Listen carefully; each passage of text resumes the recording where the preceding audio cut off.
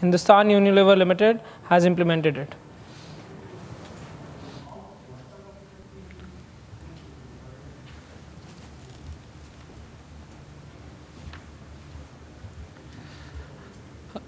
Good evening, everybody.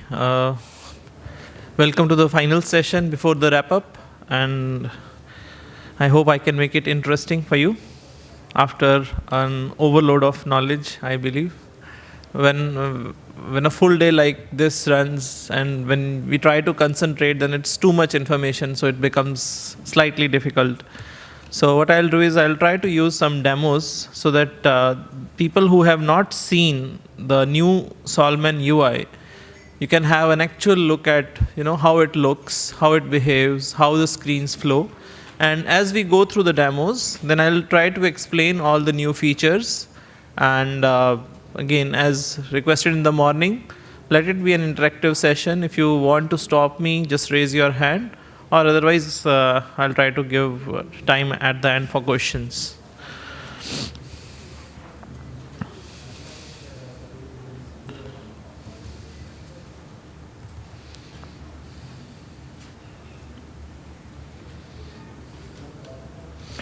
So currently, what I'm going to show you is a demo of how an incident is created, how an incident can be called a problem, and how this whole ITSM or ITIL story behaves. Okay, so the biggest advantage in 7.1 is the new UI, obviously, but the core itself has evolved to a maturity level, and it has become compliant to ITIL standards. So ITIL, as some of you may be aware, is IT Infrastructure Library. It's a framework in which vendors, companies, corporations should communicate in common terminology. So Solution Manager 7.1 has been independently verified by external agencies to be ITIL compliant. So when you adopt 7.1, you are already taking a big leap in your organizational maturity, and you are becoming future ready of becoming ITIL compliance. So what is the unique thing about ITIL and why it is so important? So let me take a simple example of something breaking down. Some companies call it bug, some call it ticket, some call it break fix, some call it issue. That creates a confusion, and especially if you have an outsourced service provider, okay, and you want to write an agreement, a legal agreement, then you don't know what terms to coin in that agreement. So ITIL gives you common terminology. So they say if something was working yesterday, not working today, it's an incident. Incident should be closed immediately, but it should be analyzed why it came in the first place, which we call root cause analysis or Toyota 5 Why principle. So that root cause analysis is captured in a problem record. So X percentage of incidents every week, every month, every year should be created to problem records, and those records should be analyzed. The ultimate goal is to make your organizational more stable than it was yesterday. And to do that, we have to do these steps, which will take us higher in the maturity curve. So 7.1 supports these initiatives by implementing new transaction types which were missing in 7.0. There is a new transaction type for problem transaction. There is a new transaction type for knowledge article.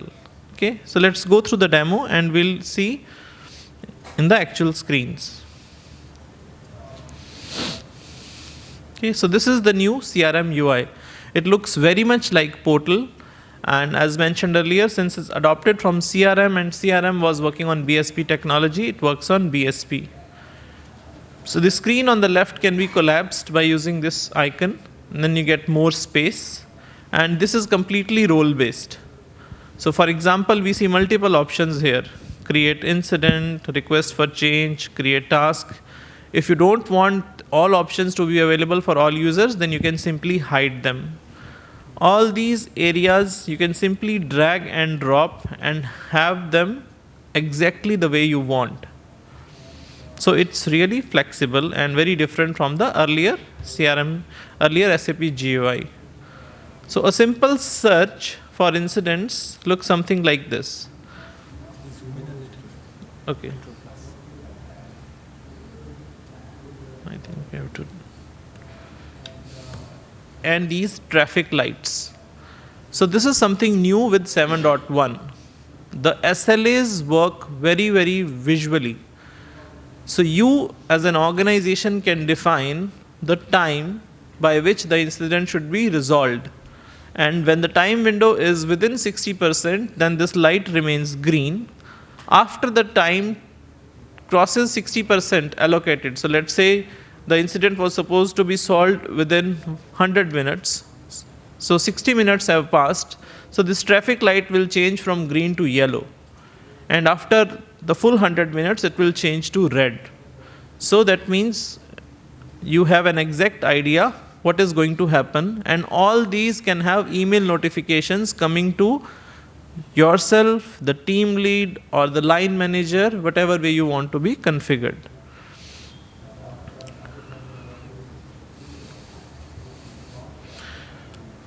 So the screen elements, let's look at the screen elements. Let's try to spend some time here.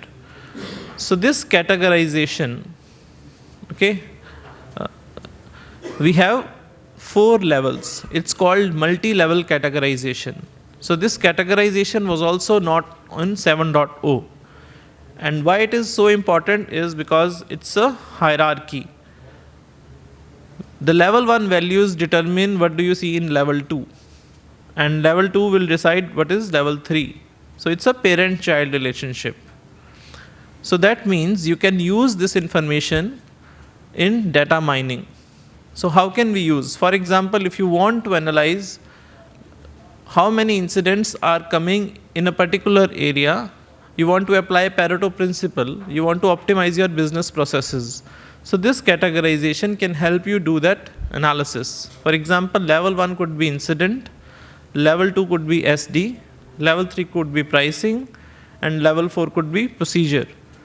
So let's say after doing your analysis, you are saying that out of 100%, I am getting 40% of my incidents in SD area, and out of those 40%, 80% of the incidents are in my pricing procedures. So that means it could be a problem with the consultant, or it could be because the logic is very complex, or it could be because of the tax laws changed. But at least you have some idea what is happening with your organization. And we also mentioned in the morning session about extension of service desk to non-SAP components. So how you use this categorization is up to your creativity.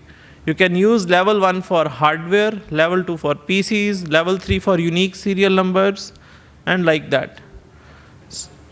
And in terms of flexibility, these levels can be extended up to 10 levels. And if you still think it's insufficient, then you can have another block which is independent of this tree to help you manage your data. And all this can be used in BI reporting and interactive reporting, which makes it very easy to use and very, very powerful. So we have 2 clocks tied to each incident. One is called initial response time, that is the time when an incident should be responded to, and second is maximum processing time. So already we have 2 clocks to play with. And in terms of flexibility, you can vary these SLAs by different parameters. For example, you can say that for priority 1 incident, I want it to be responded within 1 hour and closed within 4 hours. But sometimes it happens is priority 1 for basis team should be treated very differently than priority 1 for, let's say, a custom development team or a sales and distribution team. So if your requirement is for priority 1 basis, if a server is down, it should be responded within 15 minutes. But a normal ticket can be responded within 1 hour if it is priority 1. Or let's say the control M team or the batch job team works 24/7. So the SLA infrastructure in 7.1 gives you infinite possibilities. The backbone of this is CRM. CRM works by service products. So for each SLA, you can define a service product, and it's up to you how many service products you want to define, which will influence your SLAs. Then this service team. So this service team determination can be automated. It was also possible in 7.0 to get this team automatically determined based on any criteria. For example, the most common use case is SAP component. So if you enter an SAP component, this team should get determined automatically. But the problem was it was done by using responsibilities, which was very difficult to maintain and update. But with 7.1, there is a new infrastructure which is called business rules framework. So with that, the maintenance part is very easy, and setup takes literally 15 minutes to 1 hour. That's it. And after that, the ongoing maintenance is up to the customer. But this setup time itself is reduced significantly. Okay, so now the person is trying to edit the message. So he gets a prompt, do you want to enter your business partner as the processor? So the process is the service team remains constant, but the processor keeps on changing if the stakeholder who is working on the message has changed. And that clearly defines who owns the incident at any particular point of time. Okay, so let's look at what are the other blocks. For example, here we have text. So this text determination itself can add lot of flexibility to your process. You can define text types and you can make them mandatory. For example, most of the time we struggle that end users raise an incident with insufficient knowledge. So you can define text types as system or transaction ID number or the user or scenario impacted, so or turnaround time required. So you can define these text types and make them mandatory. Another thing is something which is called internal texts. There is a common need in which the consultants can reassign the messages between each other, like SD team wants to transfer it to MM, or Infosys team wants to transfer it to Capgemini. You want to capture the logs and the timestamps, but you don't want the business user to look at those messages. That is why there is something which is called internal message. So that is possible in this text types. And that internal message is also used in OSS messages, which SAP uses to internally communicate. So the life cycle of the incident can be controlled by the status schema, and that status schema is also completely configurable. And the tool can support email notifications based on status changes to the desired stakeholders. And these email notifications come in the form of a PDF file which pick a smart form. And you can add as much text, whatever is relevant for your organizations in those smart forms.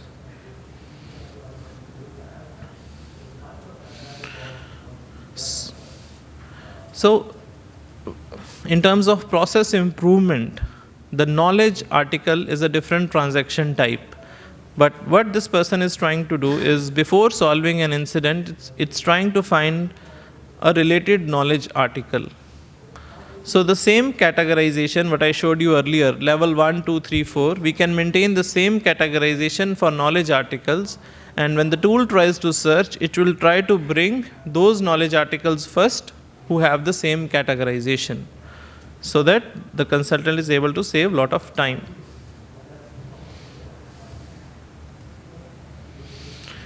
And like a parent-child relationship, for example, in ECC we have a sales order, then a delivery and an invoicing document. In that case, if an incident has resulted in a knowledge article which has resulted in a problem, then that parent-child relationship is also maintained forever. So knowledge article is a different transaction type in itself, and it is really improved in 7.1. Earlier it was called solution database, which was very difficult to maintain. But now you can have the same knowledge article maintained in multiple languages. You can have a confidentiality status, private, public, confidential, or you can have it draft. You can have an expiry date for a knowledge article. And this is the categorization that I explained earlier. And there is a search engine T-Rex which can index your entire knowledge articles. The T-Rex can also index the entire content in your incident. So if you don't maintain a knowledge article, but you use correct keywords and naming conventions in your incidents, then a person can put that keyword and he will get the entire list of incidents that have been raised earlier. For example, there is an ABAP program and you religiously maintain the actual program name in your incident somewhere in the body. Then T-Rex will be able to help you give the solution that somebody has discovered earlier. And from our experience, we know that most of the incidents get repeated. So with things like this, the incident management has become really powerful. And as we go through the demo, we'll also see that the same incident can be sent to SAP using a simple wizard. So in the interest of time, skipping some steps. So there is create follow-up, which can create a problem record from an incident. And that way you can get the desired org behavior from your subordinates or peers. For example, they could be under pressure to create an incident, so they can give a suboptimal solution. But if you encourage them to raise problems, then the problems can be treated differently with different SLAs, and incidents can be treated with critical business need.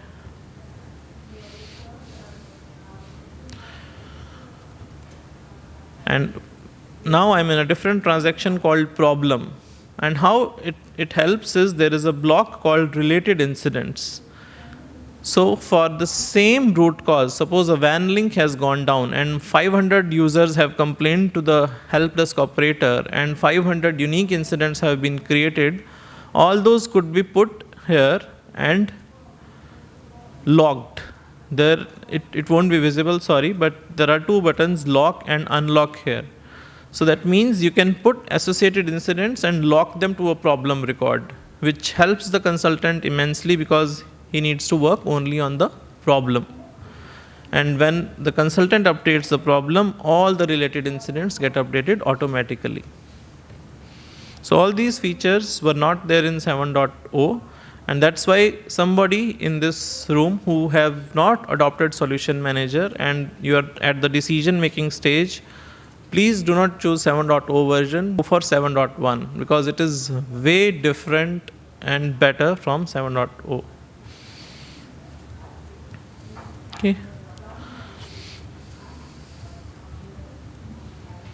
Yeah, so this is the wizard which I wanted to show you.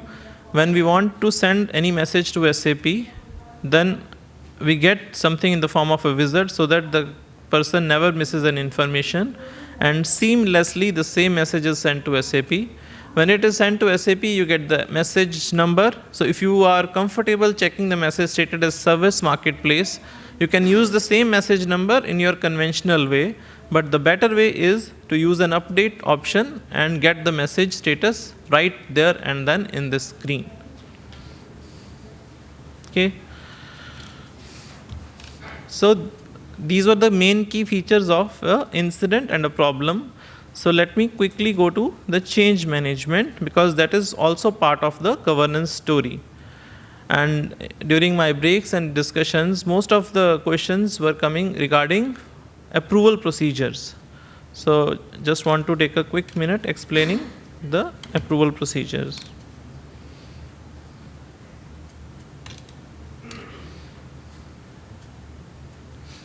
So who are the stakeholders in change management? It is the business person who wants something to be changed, a change manager who acts as a gatekeeper, and if it is a significant change that should need more discussion, then it is the change advisory board. So in this case, I'll just quickly go to the screen, which raises a change request. So the additional fields, so visually it may seem very similar to an incident, but it has very different fields. For example, this is approval procedure. So you can have more than one approval procedures for the same transaction type. And you can have something which is called rule policies. So for example, there is a field called risk. So for a low risk, you want single level approval. For a high risk, you want 3 levels of approval. So you can configure all of that. So if somebody changes the risk, the approval procedure is changed automatically. and you can make this grayed out so that the person is not able to manipulate it. And if the approval procedure has 3 stakeholders, until all 3 of them log into Solution Manager and approve, the change cannot move forward. With the iPhone app, it won't be that painful, so change managers do not panic. Okay. And also there is impact and urgency which can derive the priority, which comes from ITIL principles. But if you don't want that, then you can directly enter priority. So there is expected end date for a change also. Now, whoever has used 7.0, you will be aware that for a change request, there is a child entity called change document. Change document controls the transports. In 7.0, for one change request, you can have only one change document. Now that limitation is gone with 7.1. You can have multiple change documents for a change request. So how does that help?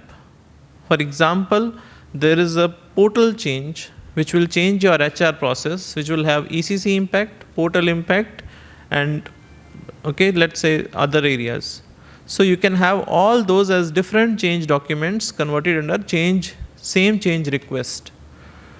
So how it helps maintain your sanity is people talk only in terms of change requests. As a change manager, you are not bothered with the transport numbers anymore. Because when you move a change request, it automatically goes to production with all the transports in the correct sequence. And when we talk about BPC analysis, what Rajiv was mentioning, that in SP5, we can do an analysis directly with a change request. So your thinking patterns change. So you are thinking in terms of what is the business impact of this change, not what is the business impact of this transport, which is very, very different way and very, very simple way to work.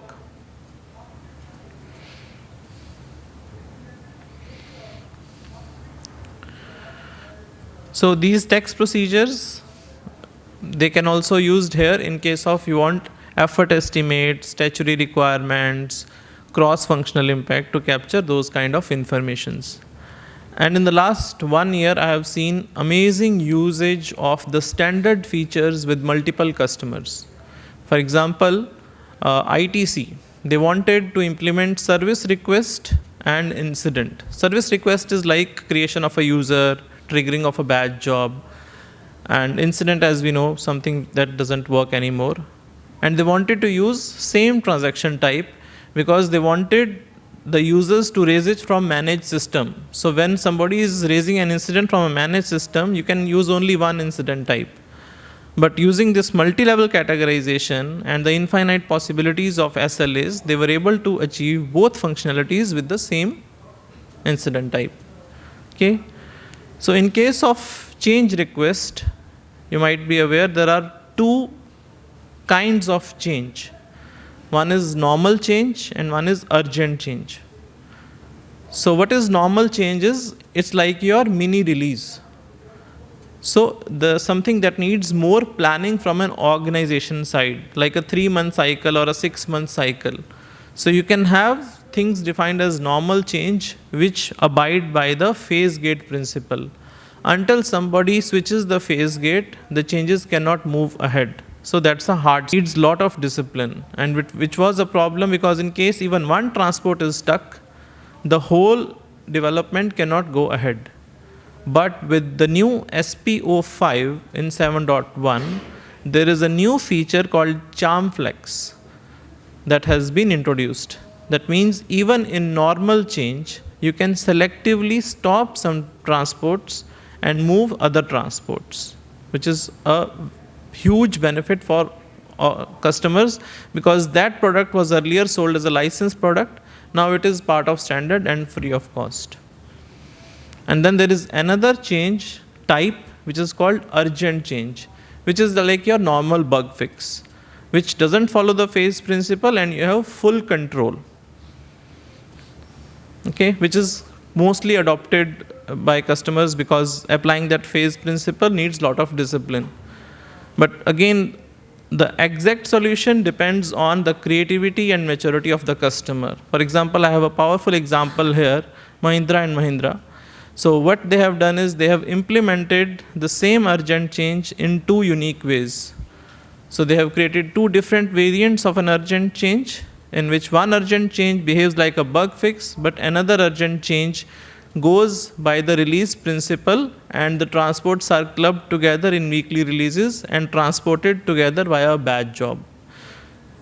So what I wanted to share is the tool is so powerful that, I mean, in the last 1 year, I have done more than 6 implementations without doing a single custom development and mapping all the customers' organizational processes. So they were able to get rid of all their Z reports and very, very satisfied with the way implementations had gone. Okay.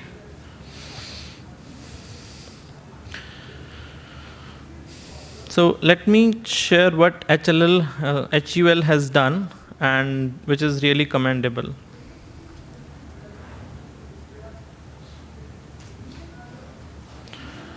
So unfortunately, they couldn't come because of a unforeseen incident. And HUL is a very, let's say, old user or loyal customer of Service Desk. I personally worked with them way back in 2006, and they were using Support Desk and Charm even in 2006. So my history is till 2006. They could be an earlier user also. But as we'll go through this slide, we'll see that they are moving 100% of their changes through Charm, Java as well as ABAP. So CTS Plus is in place, and the landscape is also pretty complex. More than 75 systems dependent on Charm. More than 40 teams configured using support team determination for incident management.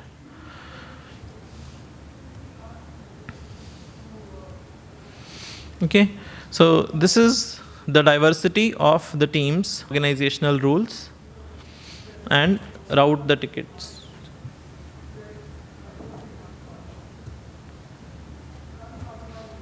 Okay, seamless transfer across teams and using the support team determination.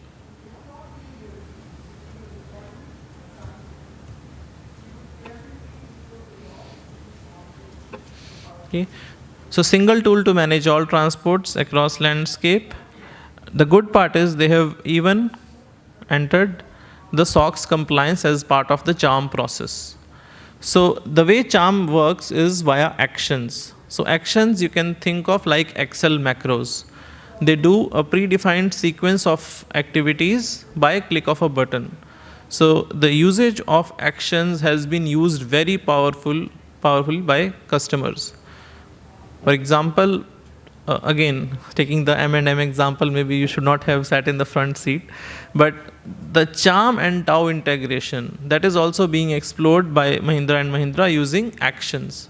So that means a change request will be sent to a Tau team, and until the Tau team signs off and confirms, yes, we have done it, the change will not go ahead. So what BPCL has done using task, the same option can be done via actions, that you send something for document update. Unless somebody confirms by clicking, yes, I have updated the document, it's a hard stop. Change will not move ahead. So these kind of tight controls ensure your dev, queue, and production are always in sync. For those of you who have never used Charm, the biggest difference in Charm versus non-Charm is in Charm, we take the control to create the transports from the developer. That means the developer cannot go to SC09, SC01 or SC10 and create a transport. Creation of transport is via solution manager and possible only once the change manager has approved a request. That means there is no more so-called R&D or treating development like a sandbox. There are no orphan requests which are just created in development and never moved.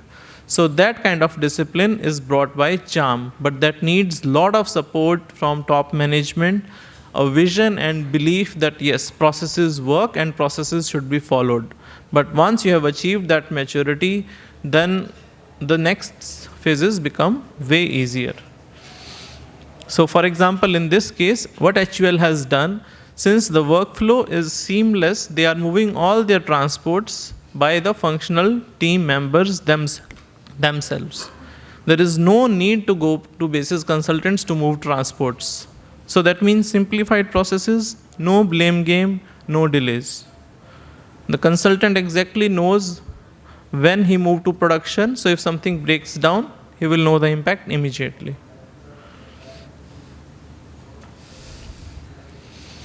And in terms of reporting, this is also something great that HUL has done, created a lot of BW reports and even created reports for utilization of their employees. They have created some vendor management dashboards in which they are able to monitor what kind of service levels their vendors are providing them. That means vendors are competing against each other and ultimately giving them better service. And the management is looking at the dashboards because solution manager is able to send data to BW. So this is how their KPIs are looking. So there is this one demo about reporting which I want to show you, and after that I'll conclude my session. Because again, that is one of the perception that it's true that the reporting in Solution Manager is not that great, and so let's see how it is now.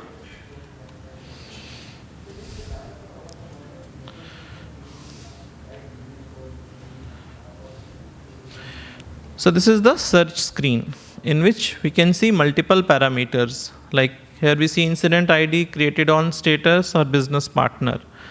This is a drop-down list. Unfortunately, this is not a live system. Otherwise, I could have shown you. This itself has close to 50 options, like support team, customer, so like that. And this has multiple parameters like contains, does not contain, matches pattern, search within text, or time frame between this date and that date. So the parameters are really, really flexible. So like last name, first name, description. So here somebody is searching, description contains printer. Somewhere the person should have used the word printer. And we see the results with the traffic lights. So if a team lead wants to monitor which incidents are about to breach the SLA, he can quickly go look at all the yellow lights and notify his team. A manager can look at all the breach incidents and call the team lead and take him for a cup of coffee. Okay. So you can define all these searches as saved search, like your variants. And once you define as a saved search, you will see at the top. So that will be your dashboard. Okay.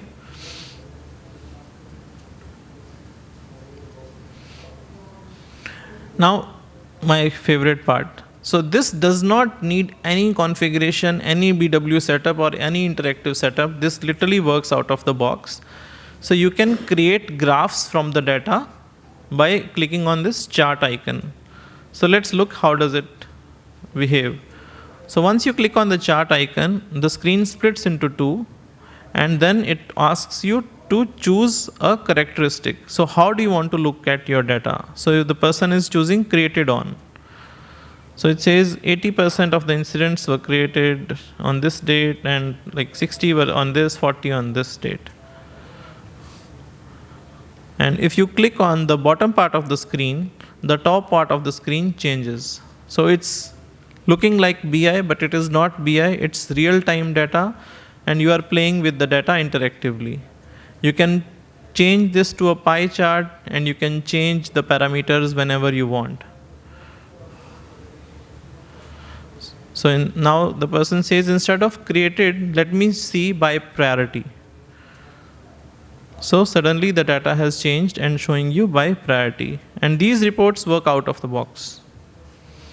Because these are coming directly from CRM, so the entire powerful functionalities of CRM are ultimately available with 7.1. And there have been meant that the future enhancements of CRM will also be coming to Solution Manager 7.1. So Solution Manager is going to be more and more powerful in future. Okay, so if you want to change it to a bar chart, you can.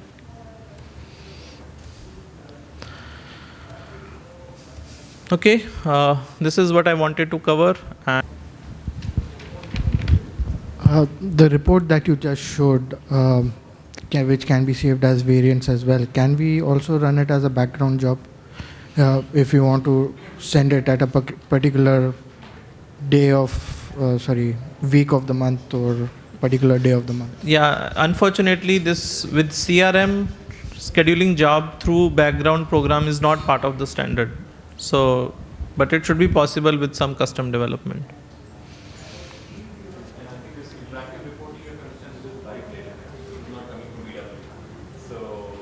Directly from the, this is not from BW, right?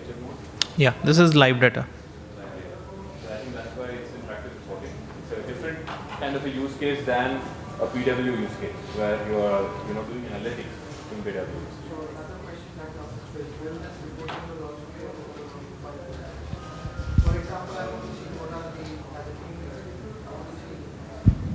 I want to see what are the SMs which are going to escalate tomorrow.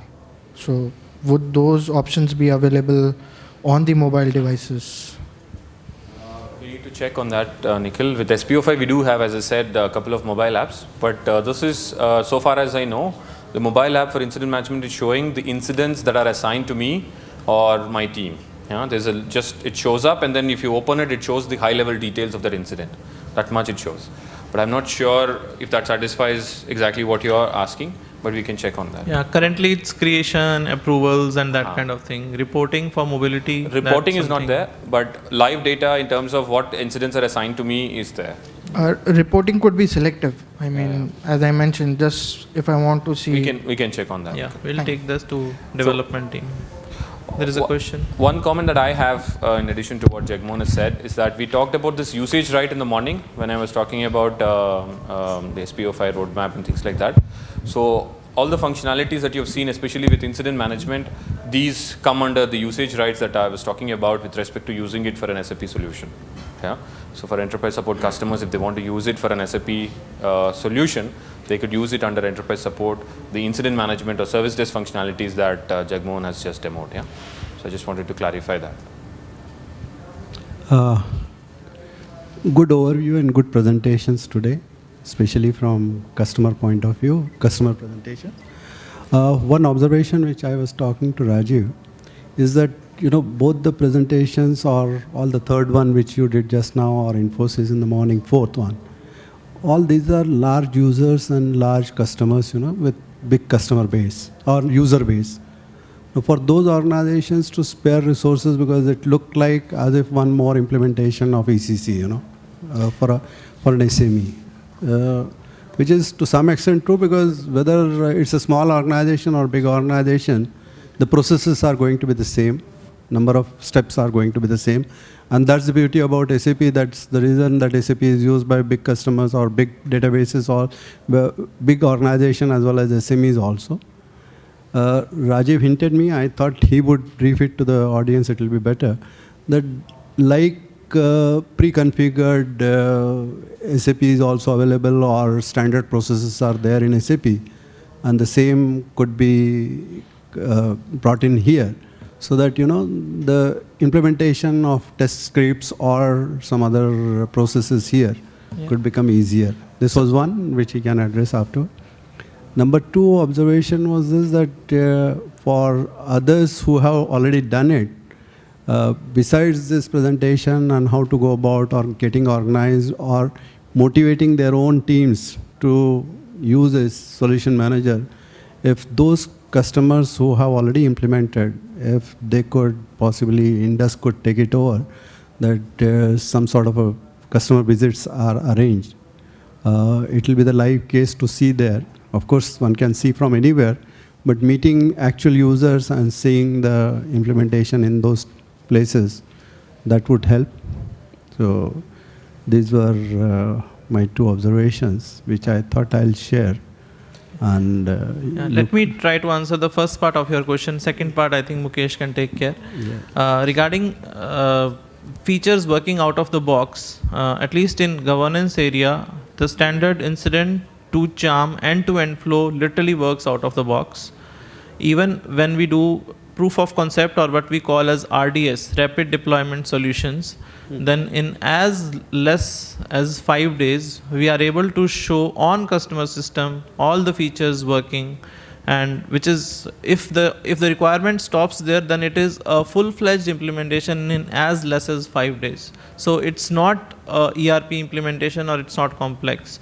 And I think the features like BPCA, they also work, I mean, out of the box kind of thing, that they don't need any complex setup. And also there is a wizard, Solman_setup, in which the setup part has been documented so powerfully that you cannot miss a step. Plus, it has been supplemented with a lot of detailed configuration guides uploaded on Service Marketplace, that customers who want to do these activities themselves, they are most welcome to do that. So there is a lot of help and support from SAP. You want to add something? Yeah.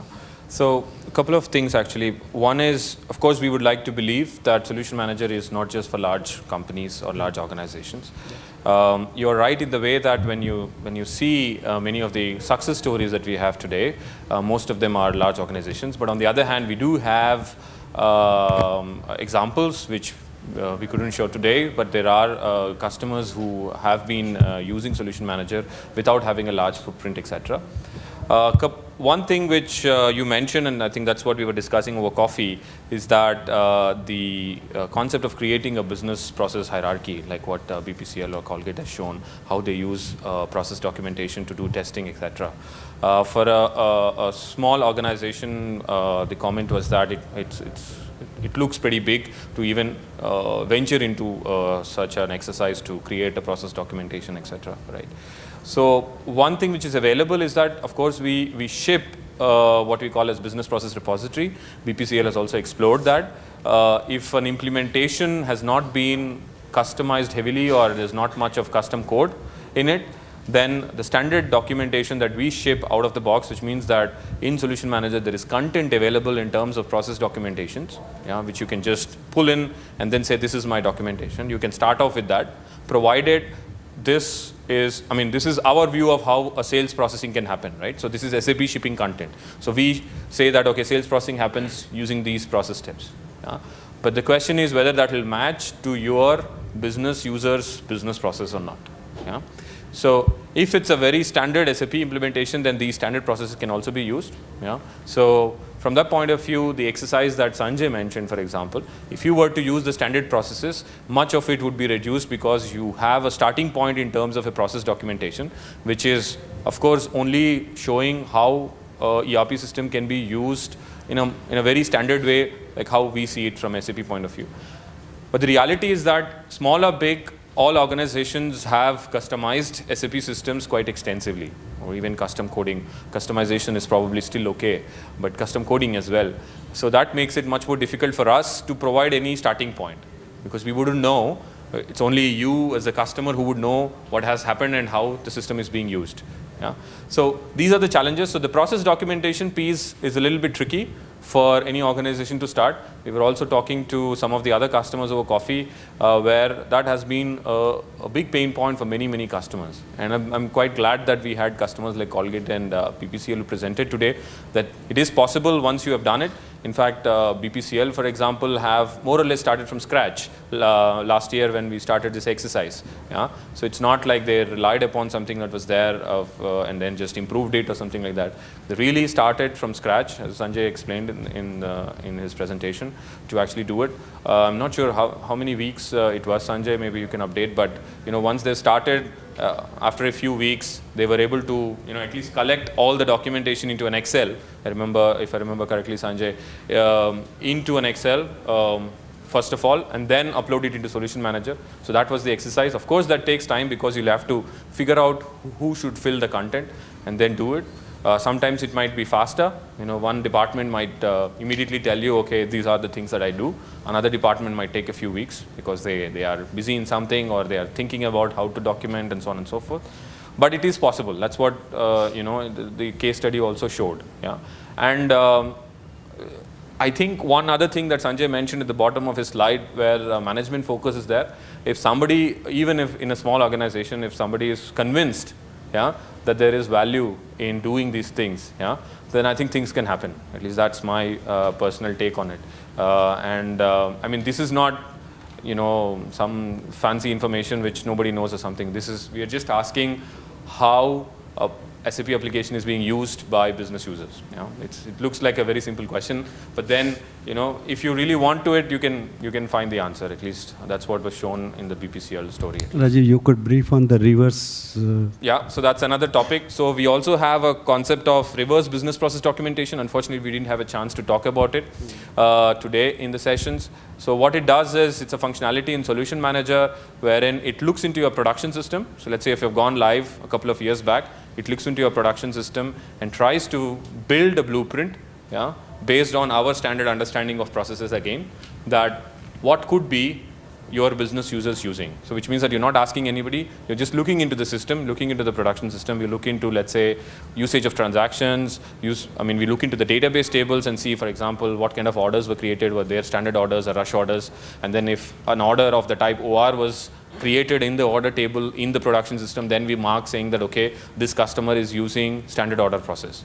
Yeah, so we do that. It's a functionality that came with Solution Manager 7.1 since August last year.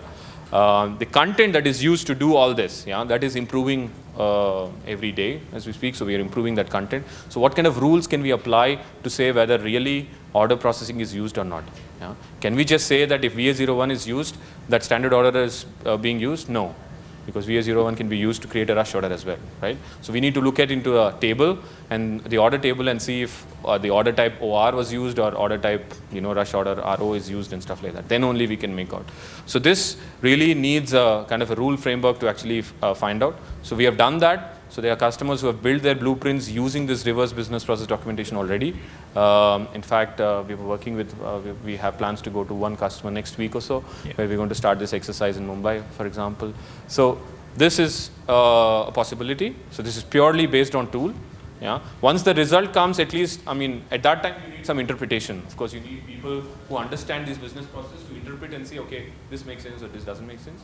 But there is help, so it can give you a kickstart to your process documentation, if not completely document the processes for you. Yeah, because that would be wishful thinking, that a tool can completely document your business processes, you know, with the click of a button.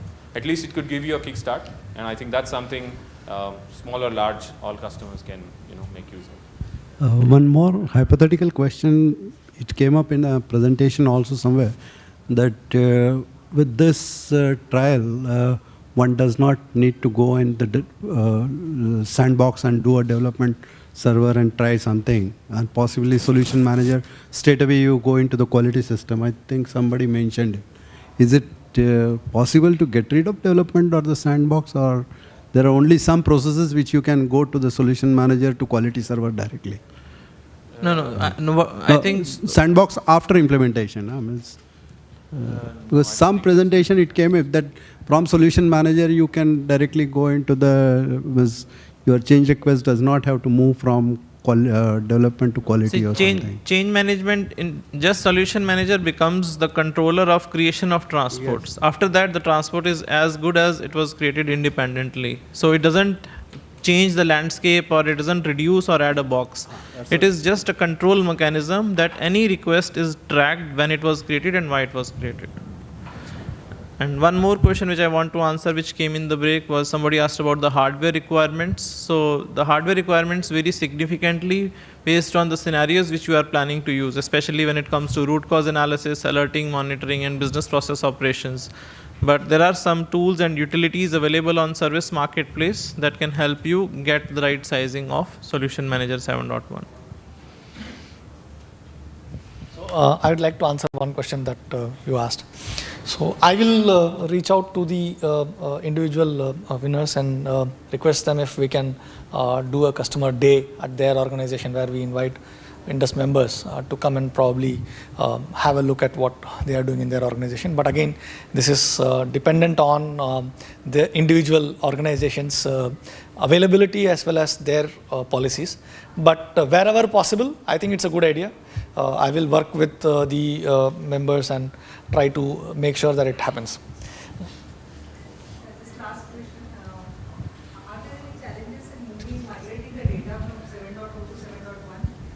because there are a lot of new fields which are added. Yeah, migration is a big topic, but I'll just try to cover it in 2 minutes. The transaction types have changed completely. So the whatever you were using, the data, it will not go away. You will be able to see it, you will be able to access it even after migration, but only in SAP GUI. The service desk, the impact is this much. In case of change request, you will have to close your earlier maintenance cycles and create your new maintenance cycles. But it's not non-disruptive, it's slightly disruptive because the transaction types, the infrastructure is so different, the table structure is so different from the earlier transactions, but they will be available for viewing. But SAP does not recommend you to create more transactions of older type after you upgrade. So you should try to close the older transactions in a phased way and start creating new transaction types. Okay, thanks everybody.